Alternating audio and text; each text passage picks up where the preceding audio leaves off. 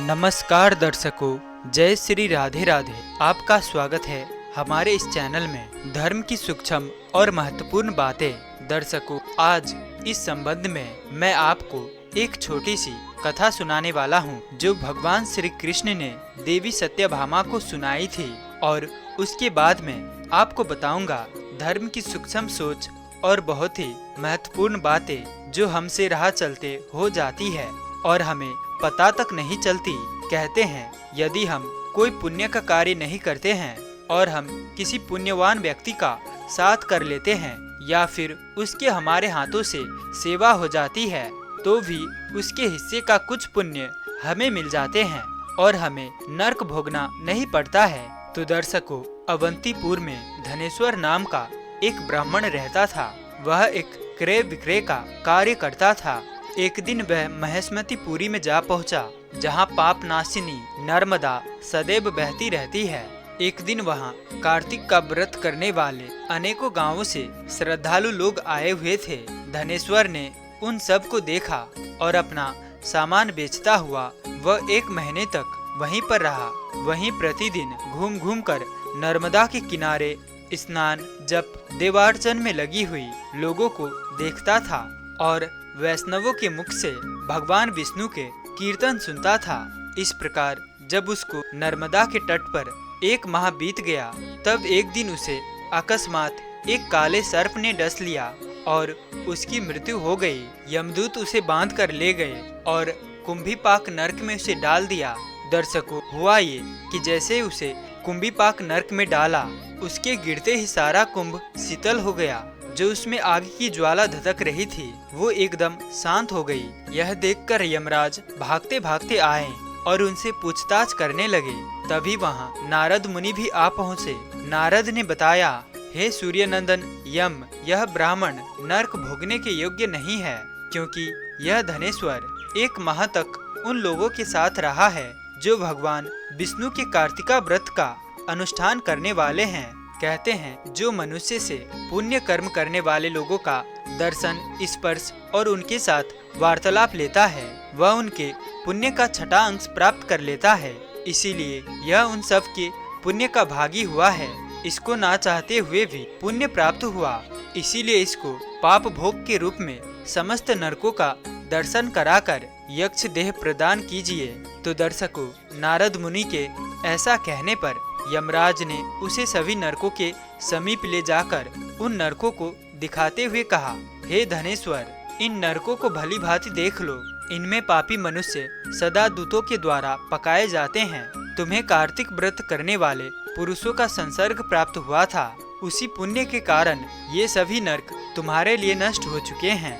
तुम बहुत बड़े भाग्यशाली हो। अब मैं तुम्हें यक्ष बनाकर कुबेर की सेवा में भेज रहा हूँ। जाओ, अपने पुण्यों का आनंद भोगो। दर्शकों, इस तरह से वे धनेश्वर यक्ष बनकर अलकापुरी को चला गया। यह बात सच है कि पुण्य आत्माओं के साथ समय बिताने से आप भी कुछ पुण्यों का अधिकारी हो जाते हैं। जो लोग काम, क्रोध और लोभ के वशीभूत हैं, वे लोग धर्म का कार्य नहीं कर पाते हैं। धर्म कर्म तो वही करते हैं जो इनसे मुक्त है।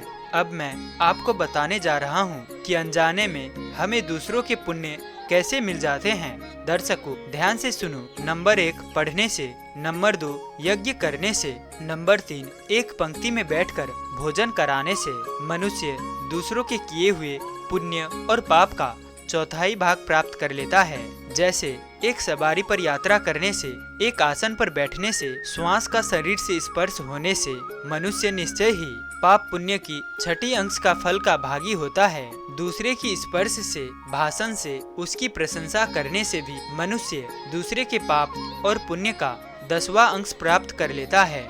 दर्शन और श्रवण से, अपने मन में चिंतन करने से मनुष्य दूसरे के पाप पुण्य का 7वां प्राप्त कर लेता है। दर्शकों, जो दूसरे का निंदा करता है, चुगली करता है, वह उसके किए हुए पाप को अपने ऊपर लेकर अपने पुण्य उसे दे देता है। जो मनुष्य किसी पुण्य कर्म करने वाले मनुष्य की सेवा करता है और उसे उस सेवा के बदले कुछ धन नहीं दिया जा रहा है, तो वह भी सेवा के अनुसार उस पुण्य आत्मा के पुण्य फल का भागी होता है।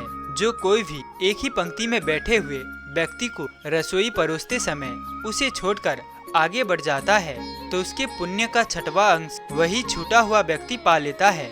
स्नान और संध्या आरती करते समय जो दूसरे से स्पर्श और दूसरे से बोलता है वह अपने हिस्से के पुण्य का 6वां अंश उसे दे देता है। जो व्यक्ति धर्म के उद्देश्य से दूसरों के पास जाकर धन की याचना करता है और उस धन से वह जो भी धर्म का कार्य करता है तो उस पुण्य में वह धन देने वाला भी भागीदार होता है।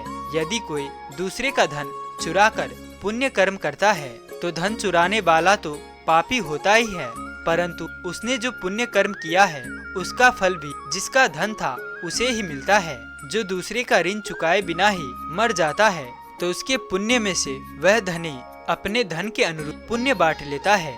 प्रजा के पाप और पुण्य में से 6वां हिस्सा राजा का होता है। इसी तरह शिष्य से गुरु, स्त्री से उसका पति और पुत्र से उसका पिता पाप पुण्य का 6वां अंश ग्रहण करता है। कोई स्त्री यदि अपने पति के मन के अनुकूल चलने वाली है और सदैव उसे संतुष्ट रखने वाली है तो वह उसके पुण्य का आधा भाग प्राप्त कर लेती है। जो व्यक्ति के किसी दूसरे के हाथ से दान आदि पुण्य कर्म कराता है तो उसके पुण्य का 6वां अंश कर्ता को चला जाता है। इस तरह से दर्शकों दूसरे के संचित पाप और पुण्य बिना दिए किए भी मिल जाते हैं। तो दर्शकों उम्मीद करते हैं कि आपको इस वीडियो से कुछ सीखने को मिला होगा, तो इसीलिए वीडियो को लाइक और चैनल को सब्सक्राइब जरूर कर देना। साथ ही कमेंट में जय श्री राधे राधे अवश्य लिखें। अंत तक बने रहने के लिए आप सभी का धन्यवाद।